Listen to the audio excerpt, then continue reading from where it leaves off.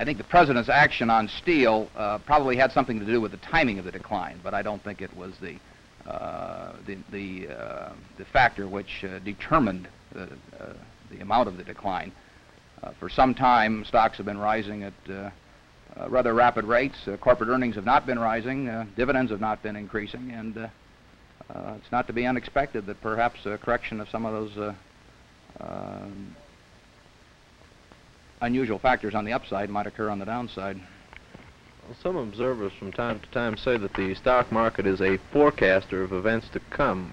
Can you predict, or would you care to take a look at what you think this might be forecasting, the decline? The stock market has been a good forecaster from time to time in the past. It also has been a rather poor forecaster occasionally. For example, the last 4 or 5 years, the stock market has been booming along and presumably forecasting better business, which has really not materialized. Corporate profits are not any better than they were 5 years ago, but stock prices are 50% higher or thereabouts. So maybe the stock market is really correcting a previous incorrect forecast this time rather than making a new correct one. Well, in a nutshell, Mr. Buffett, can you give us your opinion of just exactly what happened, what caused it? Well, there was undoubtedly some forced selling the week when the stock market hit the news. The previous week, prices had declined about 6% for the week on average, and there was some stock that was forced upon the market both by margin calls from brokers and some that was forced out by improperly secured bank loans.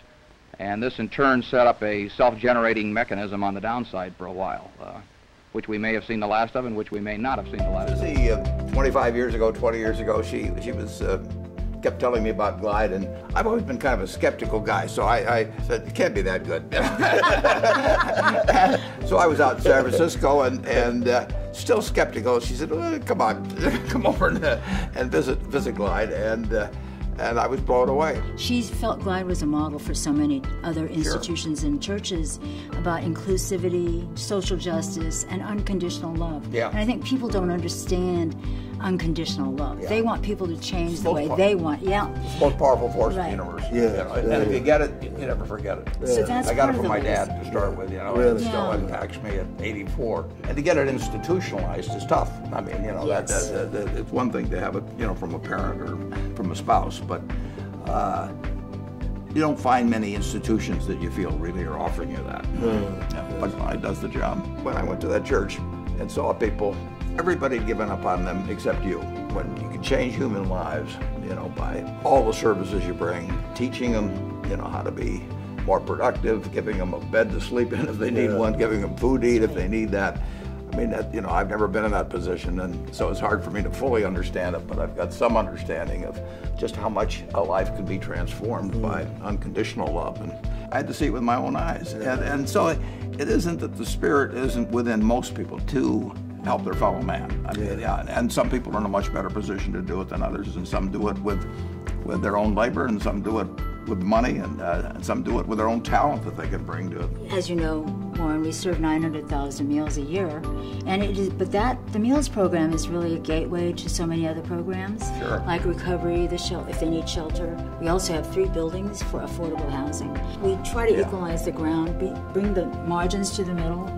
If you believe in that, you believe in Glide. It's that simple. eBay was a terrific. Yes, and it really, really then just opened up everything. No, because instead of having San Francisco as your audience, you had the whole world. Yes, the entire. The thing that concerns me, Warren, at this time is how we can get more people to say, I want to commit myself to help the helpless. You know, we really need more people investing time and money and effort into making those who are really still against the wall, who cannot pull things off for themselves, providing resources.